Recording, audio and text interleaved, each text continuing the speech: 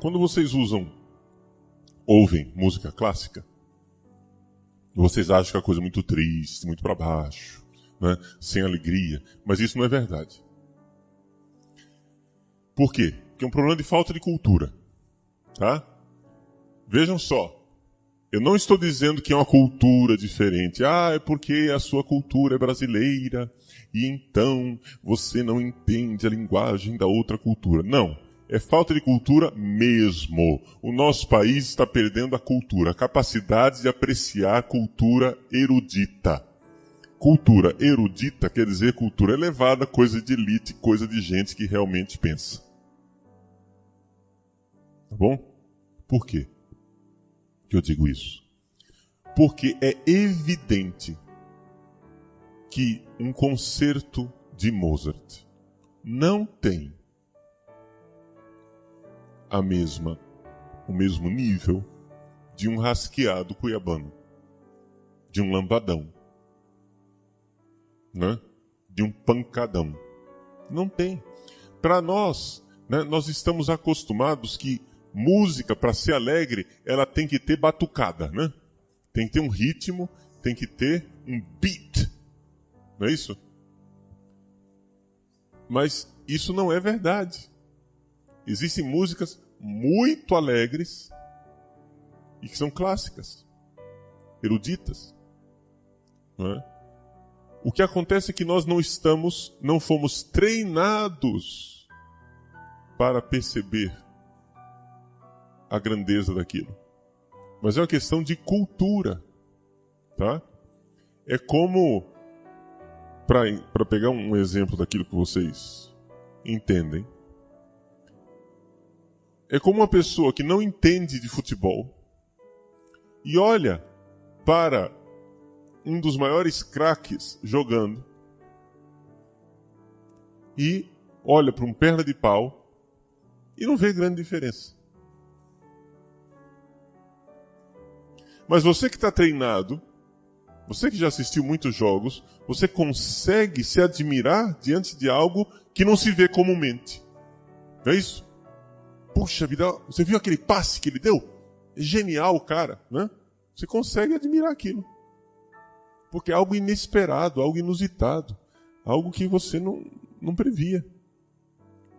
Então você foi treinado para perceber isso. É uma questão de treino. Você vê, por exemplo, vinho, não é? Fulano não vê a diferença entre um vinho sangue de boi, chapinha, né?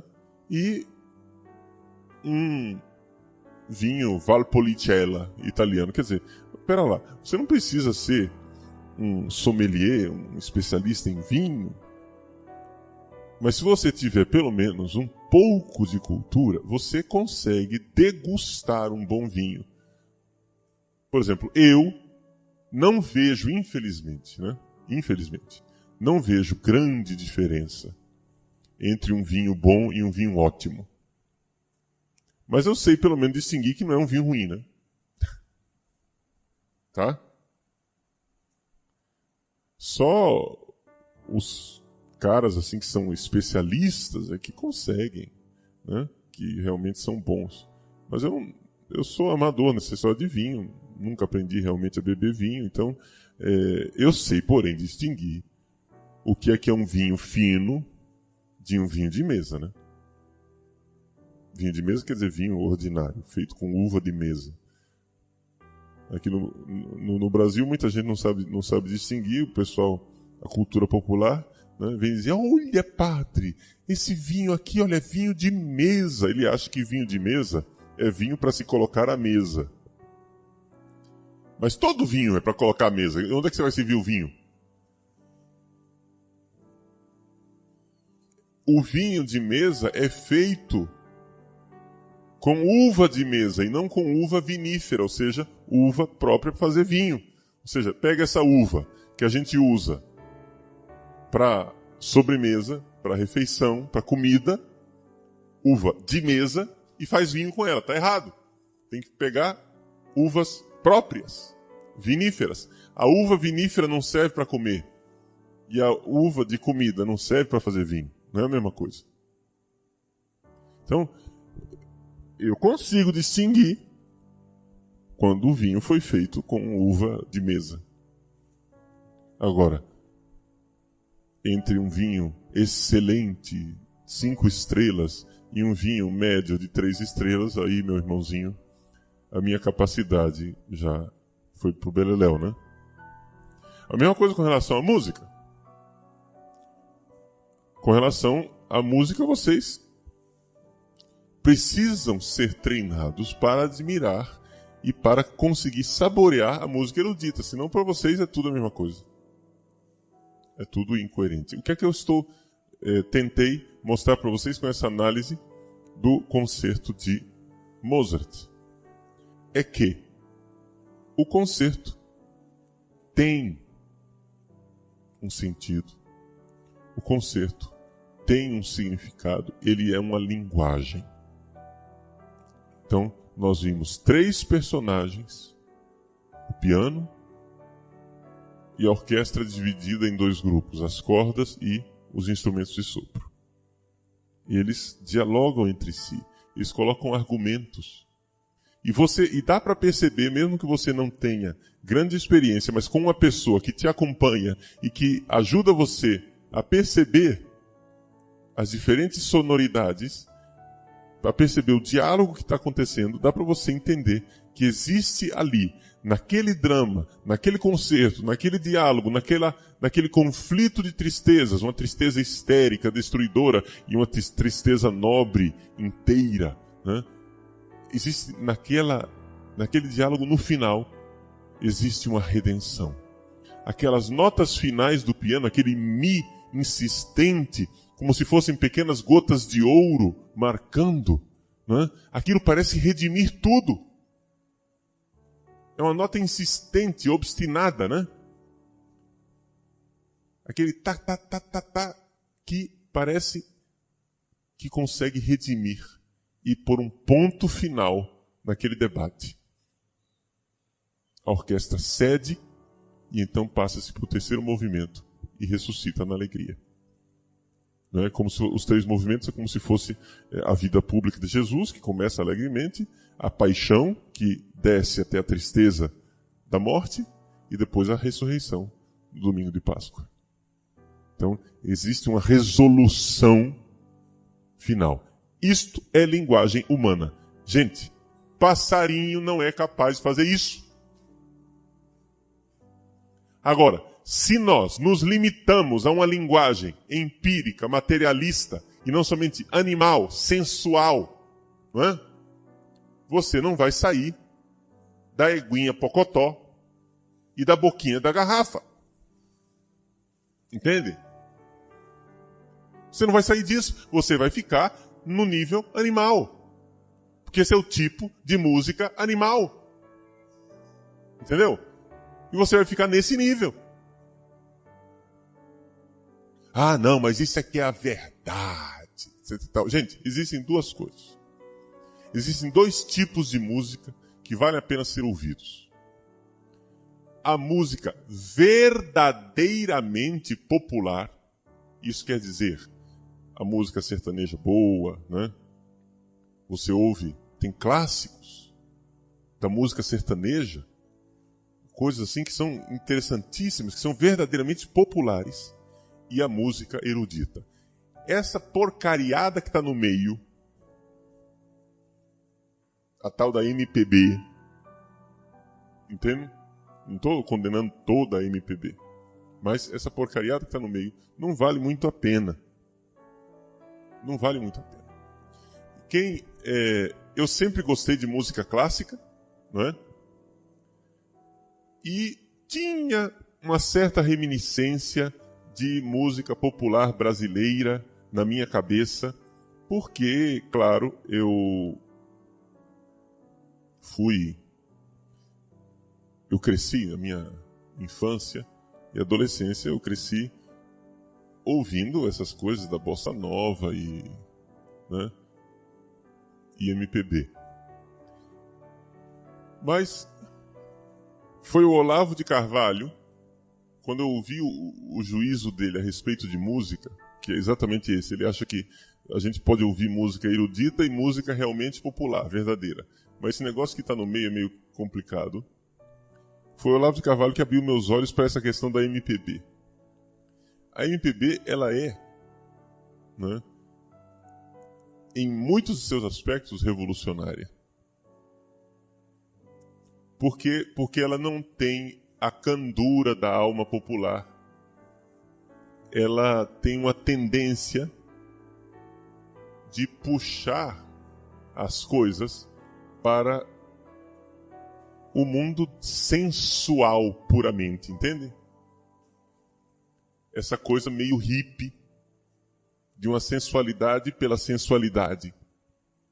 Enquanto a música popular verdadeira, que sai da alma realmente do povo, é bem diferente. Ela não tem um engajamento revolucionário. Você pega um menino da porteira, não é? Você vê que ali, aquela música tem alma. Entende? Aquela música tem alma. Coisas assim que são interessantes. Você pega uma Asa Branca, de Luiz Gonzaga, que é uma coisa tão, né, conhecida, tão... mas você vê que aquela música tem alma. Não é uma música chã. Uma música que te põe para baixo no sentido animal. Então, são coisas assim que a gente não para pensar, né? E pode ser que depois eu mude a minha opinião, mas por enquanto aquilo que eu já pensava da música erudita foi um pouco corroborado pelo Olavo de Carvalho. Eu discordo um pouco do Olavo no sentido de gosto musical, porque eu sou muito fã de Mozart. Já ele gosta mais das óperas de Mozart, né? Eu já não sou tanto ópera. É uma questão de gosto, né? Os meus pais, a minha mãe, ela toca piano, tem 14 anos de conservatório. Meu pai também nunca gostou de música vocal. Os discos que tem lá em casa de vinil da década de 70, quando os meus pais tinham dinheiro para comprar disco, porque antes disso eles não tinham dinheiro, né?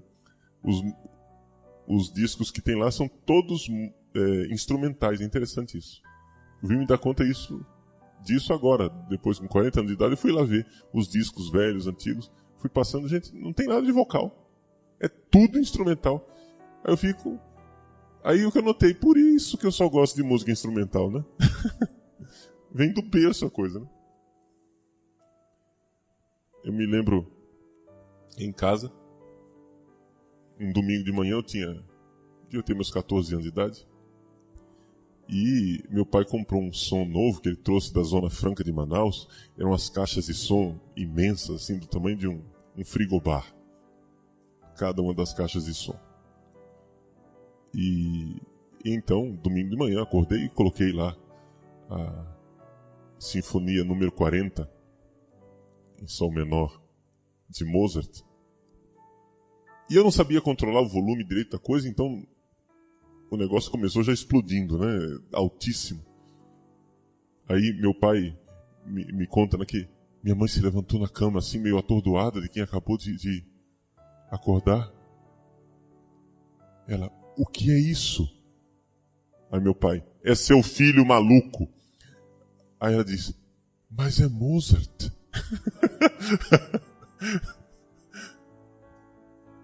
Então, essa coisa, graças a Deus eu fui educado um pouco nisso, mas gostaria de transmitir para vocês também, não é, essa capacidade de vocês descobrirem o mundo bonito da linguagem tipicamente humana da música erudita.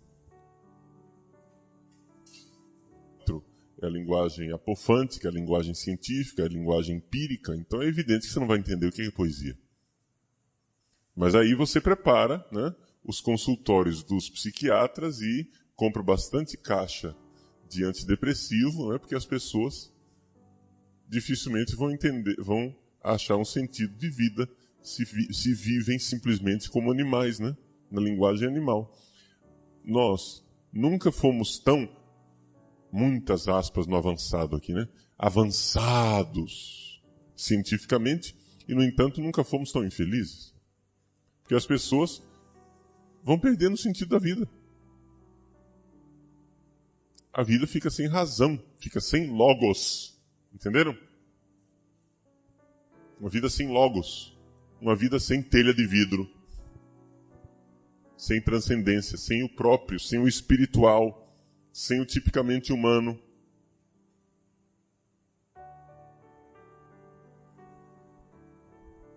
Então, a poesia tem essa importância. Kant, então, nos fala do sublime. Quando você, por exemplo, vamos pegar algo que é da época de Kant, embora seja um pouco depois de Kant, né? É contemporâneo a Kant, mas de uma geração um pouco mais recente. Uma sinfonia de Beethoven.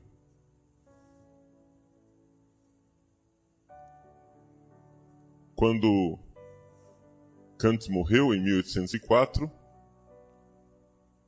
Beethoven estava no auge, digamos assim, da sua carreira, ou talvez a palavra não seja exatamente auge, mas seja talvez o início da sua obra criativa.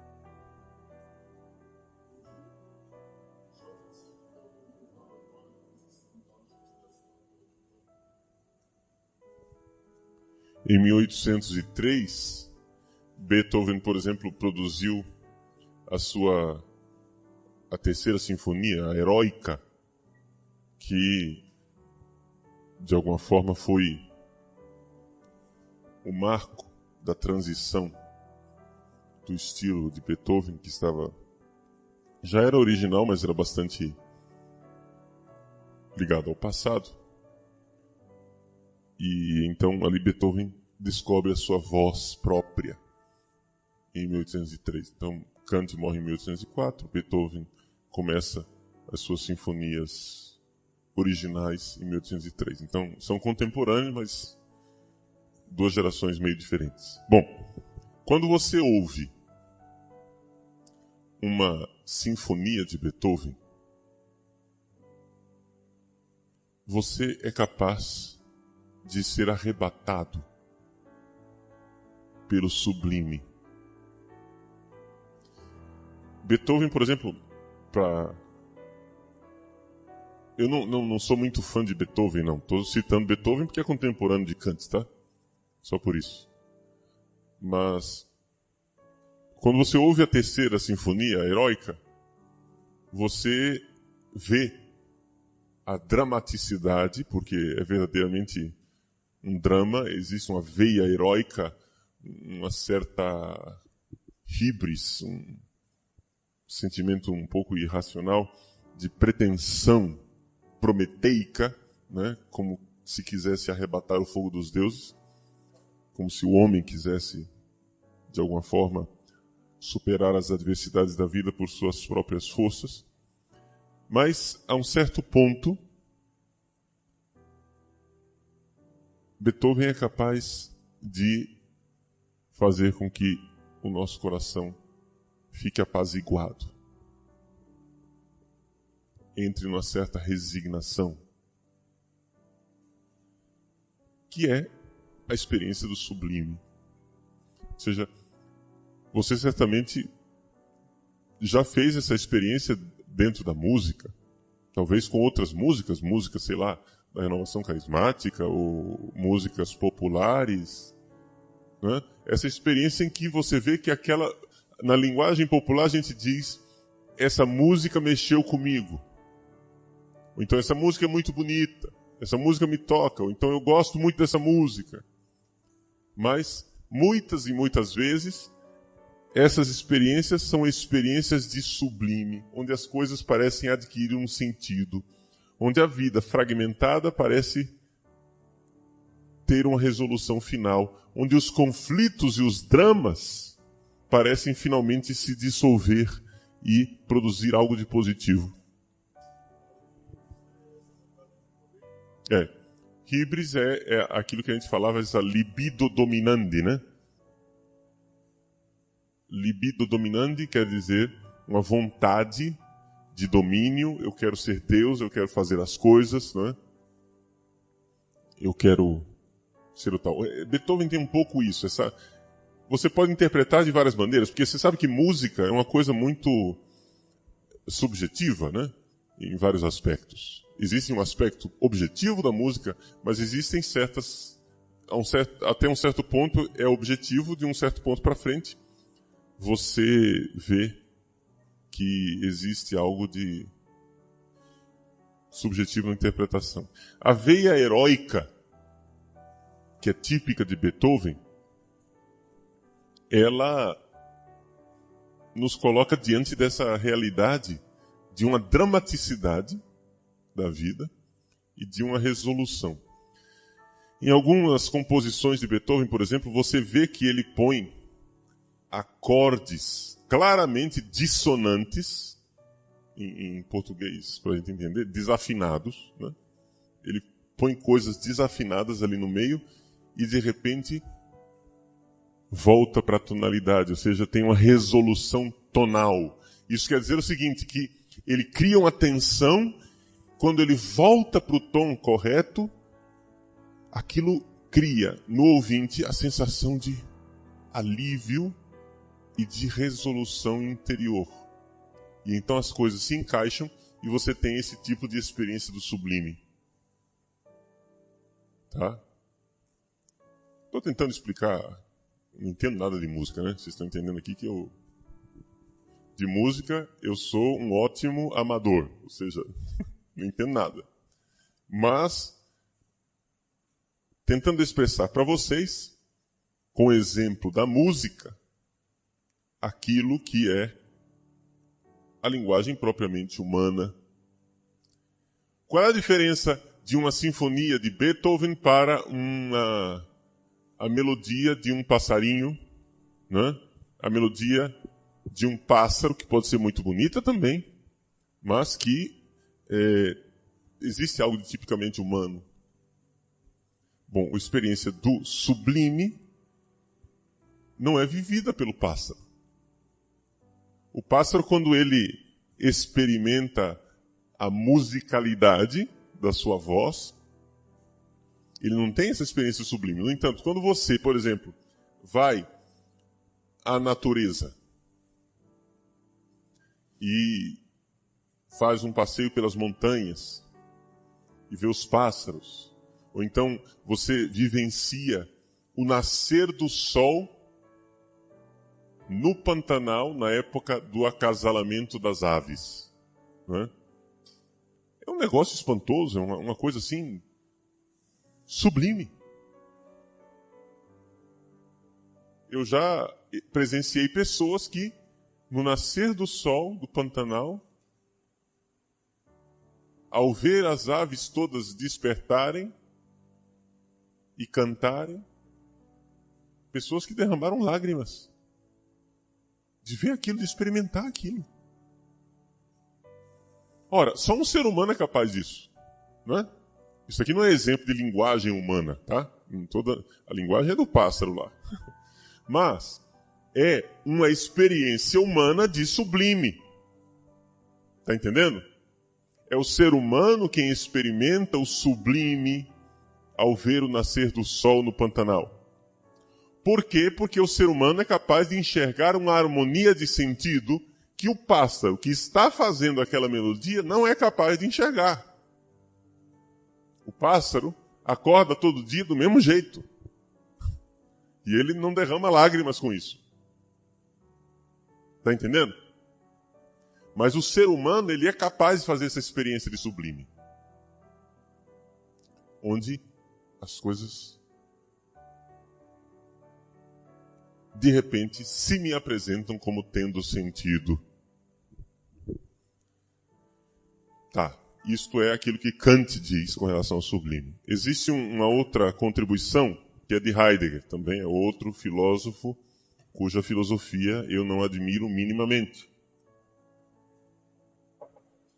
Mas não quer dizer que Heidegger não tenha razões, não é? Ele tem razão. Não tem razão. A filosofia de Heidegger não concorda com ela. Mas ele tem razões, tem contribuições interessantes. Quando Heidegger, por exemplo, diz que a poesia é a linguagem do ser. O que é a palavra ser para Heidegger? É uma coisa meio contestada, difícil, porque esses filósofos modernos e contemporâneos, eles criaram uma linguagem tão hermeticamente fechada, e a coisa é proposital, não é? Que depois você não sabe exatamente o que é que eles querem dizer. Mas Heidegger, por exemplo, ele pega as poesias de Hölderlin, um poeta alemão, e aquelas poesias para ele são a linguagem do ser. Aquilo que ele não consegue fazer na filosofia, já que a filosofia não consegue dizer o ser, ele acha que Hölderlin consegue na poesia. E o que é que ele entende por ser? É aqui que está o debate, mas um dos aspectos do ser para Heidegger é essa realidade do sentido. As coisas começam a ter sentido, as coisas se encaixam. As coisas... Porque o ser é uma categoria universal. O ser unifica tudo, entende? Ora, a linguagem empírica, ela não unifica as coisas. O empírico não unifica. Quem unifica é o pensamento. Mas já que Heidegger, como filhote da filosofia moderna, junto com Kant, já que Heidegger matou a metafísica, que ele acusa de ser ontoteologia, ele recusa uma linguagem filosófica que possa expressar esta unidade do ser. Mas, ao mesmo tempo, aceita a linguagem poética não filosófica como capaz de produzir o ser. Por isso que Heidegger, ele é a filosofia de Heidegger é uma secularização imanentista, materialista e empírica do cristianismo. Assim como os cristãos esperam a parousia, né, a vinda de Nosso Senhor Jesus Cristo, Heidegger também espera a parousia do ser. A manifestação do ser. Porque ele acha que não é possível nós dizermos o ser. Não é possível nós tematizarmos o ser filosoficamente. Ele acha que o ser é quem tem que vir. E quando é que o ser vem a nós, nos visita? Quando os anjos tocam as trombetas e as nuvens se abrem? Não, é na poesia. Porque aí, quando você ouve a poesia, você é visitado por uma presença, parousia, né? Uma presença do ser, do sentido, do logos, do todo. Bom, isso aqui é só um pequeno vestígiozinho da filosofia de Heidegger. Mas, vejam, só estou citando Kant e Heidegger, novamente não porque eu estou de acordo com a filosofia deles, mas porque nesse aspecto eles nos ajudam a entender a função da linguagem propriamente humana, nesse aspecto de dar sentido à vida, de abrir, através da poesia, através da experiência do sublime, abrir uma fresta nesse mundo imanentista que nós temos de colocar uma telha de vidro no nosso telhado. Tá? Ou seja, de entrarmos numa linguagem propriamente humana. Então eu só estou usando esses exemplos, embora Kant e Heidegger não estejam de acordo comigo com aquilo que eu fiz do pensamento deles, tá? Que eu estou pegando o pensamento deles e usando para outras finalidades, para finalidades que eles não estariam totalmente de acordo. Então, ninguém me acuse de desonestidade, pelo amor de Deus. Né? O padre Paulo está dizendo que Heidegger e Kant estão de acordo com ele. Eu estou dizendo desde o início, eu não estou de acordo com eles.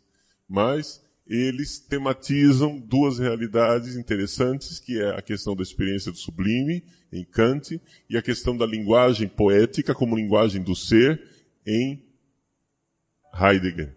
Ponto. Só esses dois pontos para exemplificar como isto que nós estamos falando e que estamos chamando de linguagem tipicamente humana é algo que está dentro de uma experiência que nós todos podemos ter. Ok? Agora, eu gostaria de passar com vocês, acho que nós temos tempo ainda, de ouvirmos juntos um concerto para piano de Mozart. Uma passagenzinha, né? É o movimento lento do concerto 23 para piano, e fazer um pequeno comentário para vocês entenderem essa linguagem do sublime, a linguagem tipicamente humana, porque a música, ela também é uma linguagem humana. Né? Nós não temos só a linguagem científica, a música também é uma forma de o ser humano expressar essa sua transcendência, essa sua realidade espiritual.